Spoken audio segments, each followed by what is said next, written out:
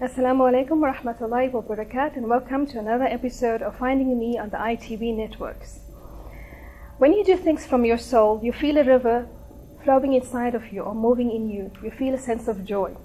And this sense of joy and this feeling usually comes when you sit in a discussion with a very special guest that I have with me today. And although the focus of this show has been to give women a platform to discuss some of their experiences and identities as Western Muslims, today it is necessary to acknowledge the others who play a significant role in educating women on their true Islamic identity. My special guest today is Professor Tariq Ramadan, who needs actually very little introduction. Tariq Ramadan is in South Africa as a special guest lecturer of the University of Pretoria.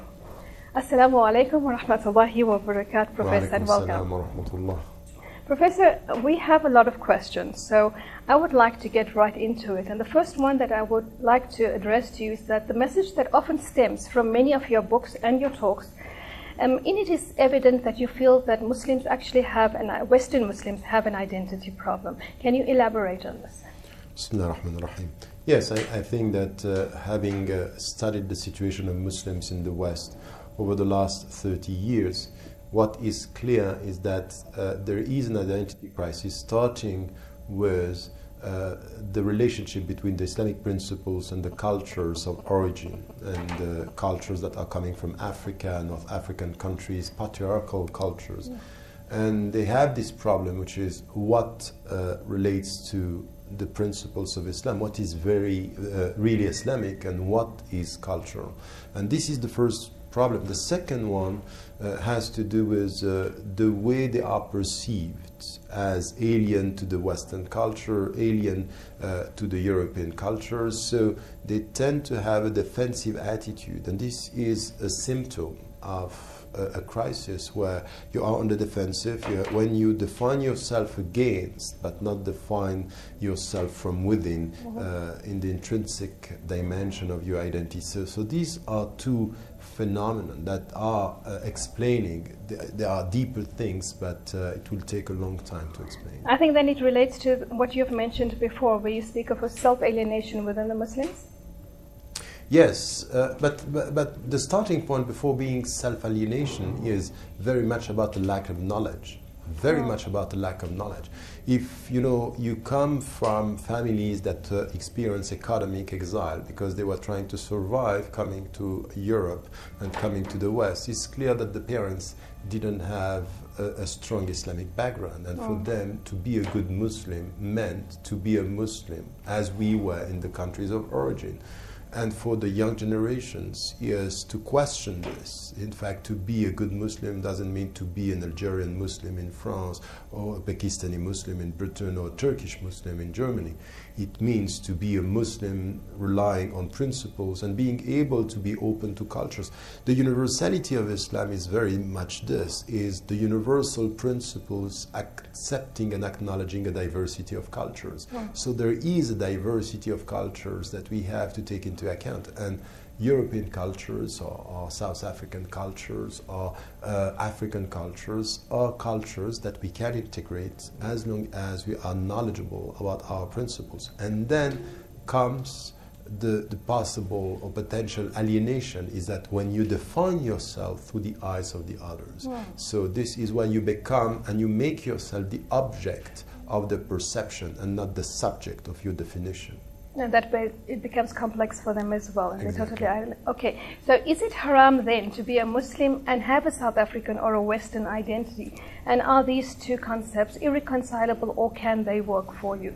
I think that it's even a wrong question and a wrong way of dealing with it.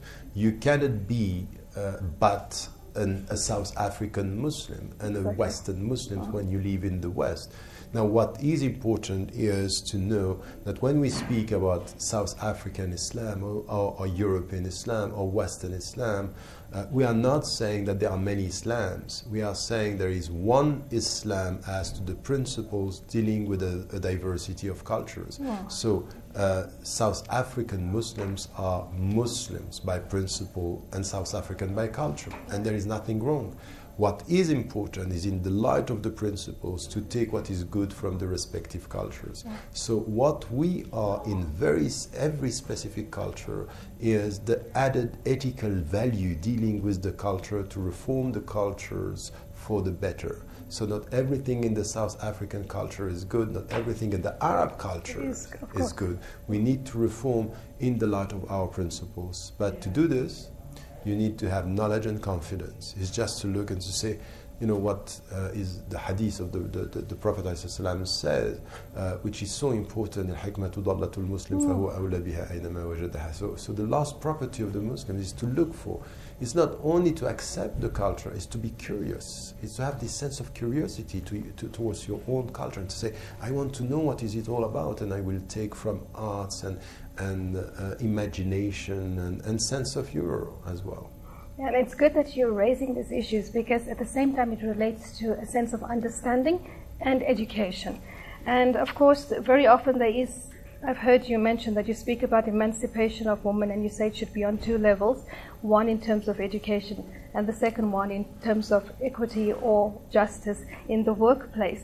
But how would you then respond to those who say that females should not get educated or should not attend public schools or secular institutions such as universities, that it's better that they stay at home, have a home education, that women should have home-based industries, etc.? Because this view is espoused or adopted by many women, and as a result, females are held back. I think it's very much a question of understanding the scriptural sources and understanding the context. When you have a hadith, a prophetic tradition saying, طلب العلم فريضة على كل مسلم ومسلمة, that seeking knowledge is an obligation for all Muslim men and women, that's the starting point of everything, that you have to be knowledgeable, so you have to be educated. Yeah, but can I just stop you there? Because then the distinction then comes when the Prophet ﷺ said, which is what is then taught to the Muslim public, is that he meant only Islamic knowledge, that you should not get... No, but how can they say Islamic knowledge? But it's the qualification that is usually... So that's wrong. Yeah. It's knowledge, and in Islam, إِنَّمَا يَخْشَى اللَّهَ مِنْ عِبَادِهِ الْعُلَمَاء, the people who are the more God conscious are the people who are knowledgeable. There is no qualification, and they have no right to qualify this. And by the way, the people who have this very literalist approach and sometimes distorted approach of some scriptural sources, they don't even want the woman to have religious knowledge, because it might be that the religious knowledge, they are going to challenge them in the way they are reading some of the scriptural sources in the Quran and the Sunnah. So I would say here that to get knowledge and to be able to have a kind of autonomy, this was the case of Khadija radiallahu anha, and this was the case of Aisha. Aisha was a alima, she was a great mind, and Khadija was autonomous, and she was the Prophet's wife, alayhi. So we need to get this understanding that today to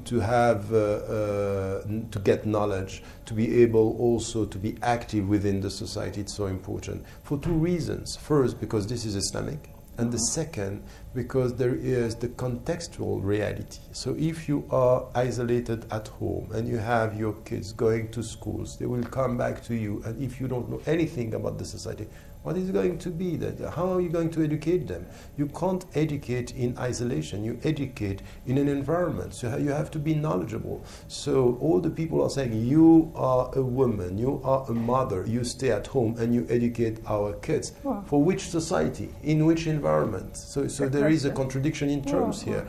And it might be that the people who are saying this might think about the role of men in the whole educational process. They might be much more involved as opposed to ask the woman to be the only involved. Yeah, and that brings me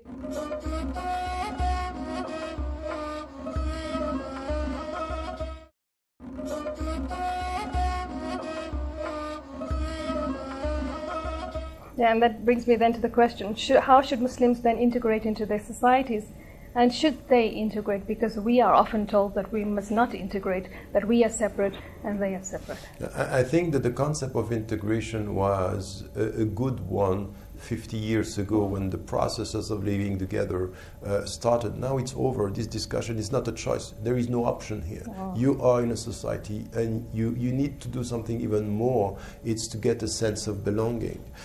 Remember, even the Prophet ﷺ, when he left Mecca to Medina, what he did is to try to get a sense of the Ansari culture, to make it clear that they belong to this society. And at the end, when they came back to Mecca, he himself came back to Medina, getting this sense of belonging within the Medinian culture. And this is why today South Africa or the Western countries are our countries, and we need to work on the sense of belonging. Sense of belonging in Arabic terms or in Islamic terms and terminology has to do with the well-being, maslahat nas, which is the public interest. So the better you feel at home in your environment, the better you are going to be with the Islamic principles.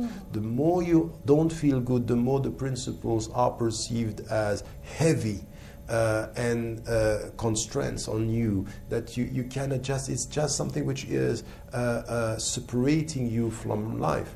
So how are you going to understand the call of the Prophet ﷺ saying, Yassiru wa la tu'assiru, make things easy, and bashiru, make things, this is good news. I'm coming with good news. I'm not coming to tell you that you are lost. I'm telling you that not only you are not perfect, but He's Ar-Rahman, that Allah is the most merciful. This is good news, and feel good. This is what He said to Hanzala, who thought he was an hypocrite, and He told him, Sa'atan fasa'a ya Hanzala, 1 hour to pray, 1 hour to rest. But you have to rest in order to pray. If you pray all the time, this is not prayer. This is going to be too heavy on you, and you are going to act in a counterproductive way.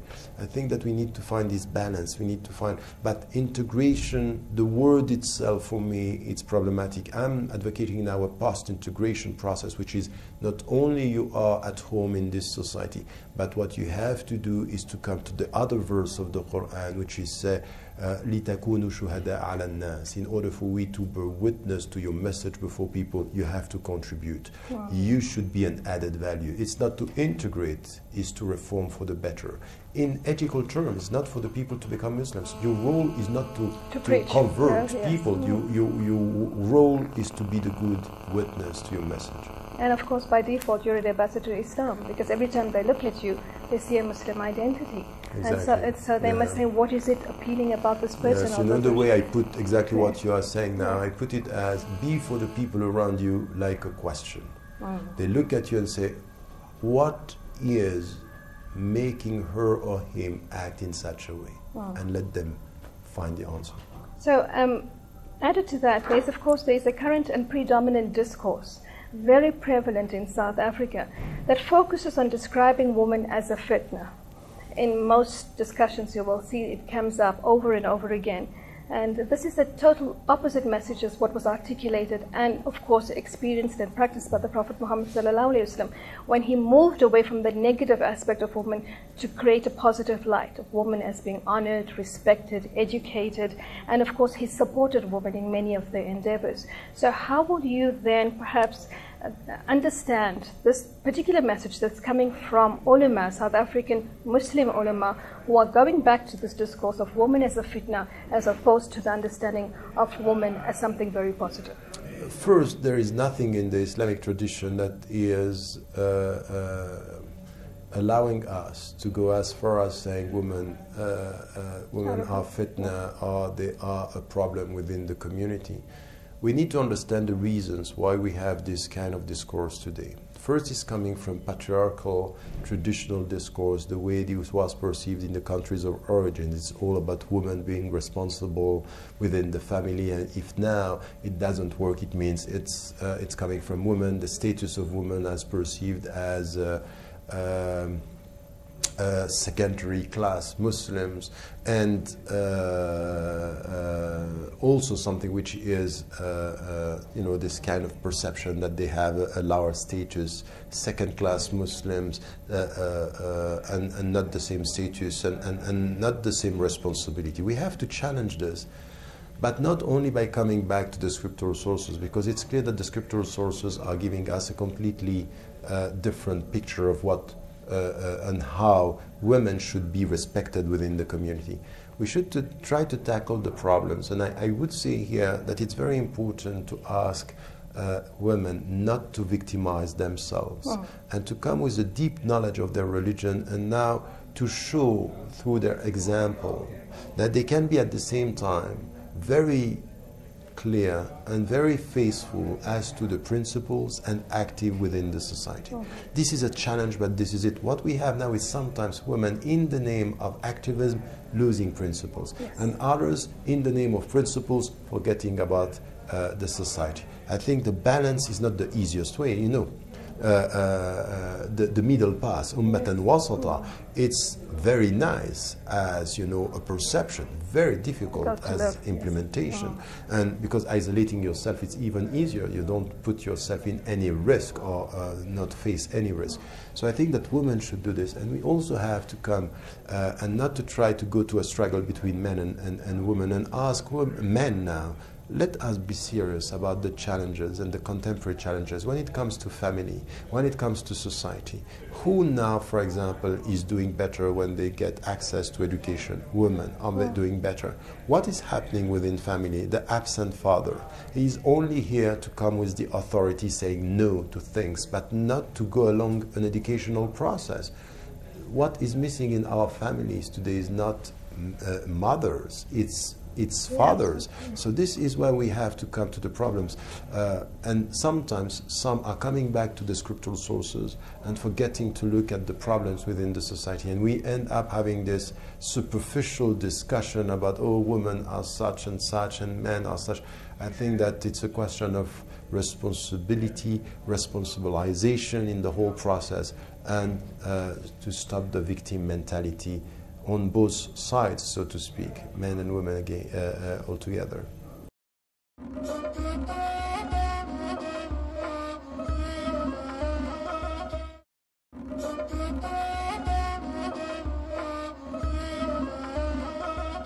Professor, we were speaking earlier about the cultural context, patriarchy, etc., that comes in and filters into an Islamic understanding. And very often many women are intentionally confused by certain ulama who give them perhaps just one opinion of a diverse structure or an issue. And as a result, they believe that only that opinion is correct and therefore everybody else is incorrect or wrong. So, for example, in the case of the right of women to attend the mosque for Salah or to go for Eid Salah, there is, within the South African context, a very strong suggestion that it is haram for women to attend the mosque, it is haram for them to go to the Eid Salah, and again based on that particular argument that women are a fitna or that they will distract men. So how do we then reconcile this, or perhaps make women aware that there are different opinions, or is it that once you're in a particular stream of thinking you will remain there and therefore they will always look at the other as the one who is doing something wrong? Look, the first thing to do is exactly what you are saying, is to be aware that there are many different opinions on many issues. You know, when I was studying in Egypt with the scholars to get the ijazat in 7 disciplines, I was one of the disciplines was to deal with the fiqh issues that were there is disagreements between the scholars, and we went through 63 different situations where the scholars have different opinions, and we need to be aware of that all these opinions are not less Islamic when they are more flexible. It's not more Islamic when it's tougher. This mentality is wrong. It's the more it's, you know, it's difficult and strict, we feel it's more Islamic, and sometimes the more it's against the West, the more it's Islamic. All this mindset behind is wrong. What we need to do with women and men is first to be aware there are different opinions. Now, within a specific madhab or school of law, what we have, for example, in South Africa is people who are very much within the Hanafi and with a very strict understanding. and they present an opinion of a scholar as being the only opinion, and sometimes not exactly in the right way.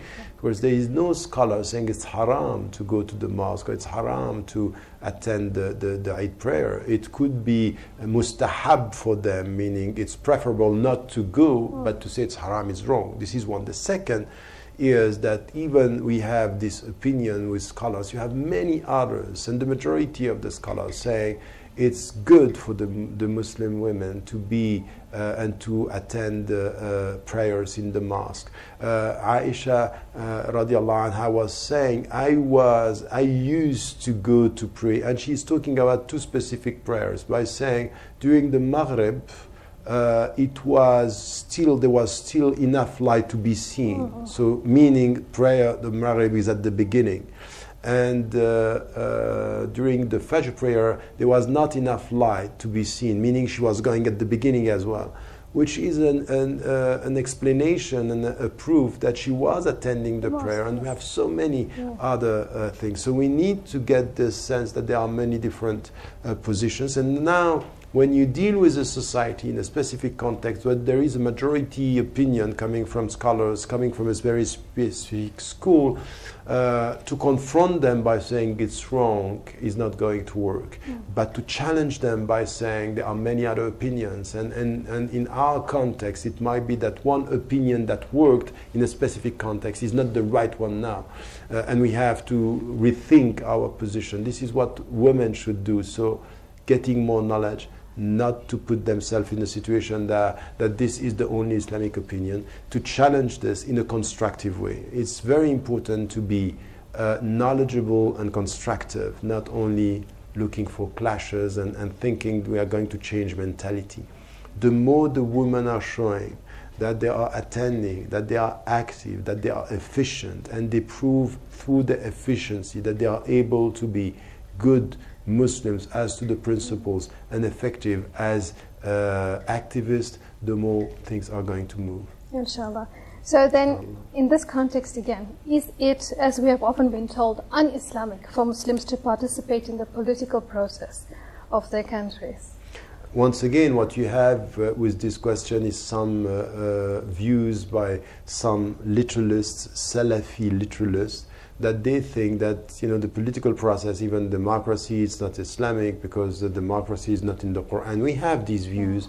There are today minority views, and what we have to say, and the majority opinion, and this is what I have been advocating for the last 30 years, when you are in the West and you are a citizen, to take part in the political discussions and debates, to be involved, may even to be elected and to get a political mandate is something which is not only preferable, but it's a kind of a moral duty. I wouldn't say it's the only thing which, it's not a duty, it's not fard, but I would say it's mustahab, it's better for us because it helps us to understand.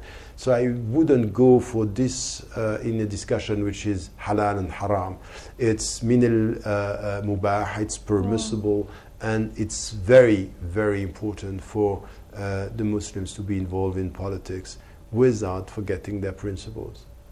And then finally, I would like to know, you speak about living your Sharia. What would you then, in simple terms, mean by that definition? You meant it was too complicated so far. In simple terms, I would say living your Sharia, there are two things. That the first dimension where you implement your Sharia is طبق الشريعة في قلبك. It means just to implement Sharia in your heart. And Sharia, the first, is liberating yourself from your ego, liberating yourself from everything which is not this kind of purity of the oneness of God, the Tawheed, and trying to do all these things to please Him and to love Him and hoping that you are going to be loved by Him. So this is living your Sharia in spiritual terms. So the center of Sharia is this, and all the people who are putting, the mystical tradition outside Sharia are wrong. This is the heart, this is the light. this is what helps you to see, to look at the world. And then in your life, it means just to be consistent with your values. It comes to the very simple verse, الَّذِينَ آمَنُوا وَعَمِلُوا الصَّالِحَاتِ, those who believe and do good deeds. And it's just to stick by the ethical principles that you have, to try to be consistent, to be self-critical, to respect human beings, to respect animals, to respect nature, and to be a positive presence wherever you are. This is Sharia, is a positive message, and it welcomes everything which is good in humanity. And yet this explanation is the total contradictory of what is usually understood by Sharia, because when it is mentioned in a Western term, or even by Muslims themselves, the first thing they think about is cutting the hand of the person who steals, or pelting the adulteress, or things like that, because they have that baseline understanding of Sharia. But the problem is exactly this one. When you start talking about your spirituality and your religion by the punishment, you have a very deep problem with the essence of light. Light is not to be defined by darkness and what you will get in darkness. Light has to be defined by the state of heart and the state of mind and the state of peace that you need to get. So it's the way to look at life, is not the way to look at punishment that defines Sharia. And then in terms of our identity, because we spoke about this double alienation or self-alienation of Muslims, is it possible then, by adopting this standpoint, we ourselves are becoming more discriminatory? What do you mean? In the way that we view the other as well. So that you don't want to mix, you don't want to participate, you don't want to share. Most of your actions are conditional, or you have to take a verdict before you will do something. Yes, I think that the Muslims today, they have a kind of obsession of halal and haram when they are practicing Muslims, and they tend to they don't feel this, but by protecting themselves in such a way, they are sending a message to the people who are of other faiths, which is negative. It's just, who am I? In the way you are treating me or looking at me, or trying to isolate yourself from who I am and my life. And I think that this is not the way. You have it in the Quran, وَجَعَلْنَاكُمْ شُعُوبًا وَقَبَائِلَ لِتَعَارَفُوا. We made you tribes and nations in order for you to know each other. This mutual knowledge it's important. So the best, when you want to stick to your principles, to be who you want to be confident with your principles and your identity, is to explain. Tell the people are respectful when you explain. Just don't take it as they don't like Islam. They don't like Islam out of ignorance, or because there are people who are pushing them to think that you are a threat. How do you deal with an intellectual threat? You explain, you talk, you communicate. So this is al-hiwar, which is a way of debating and talking and explaining, is something which is important. So I would say to all Muslims within their family, with their kids, with their wives, with their husbands, with their fellow citizens, talk more and with wisdom. Alhamdulillah. I would like you to leave us with a final comment.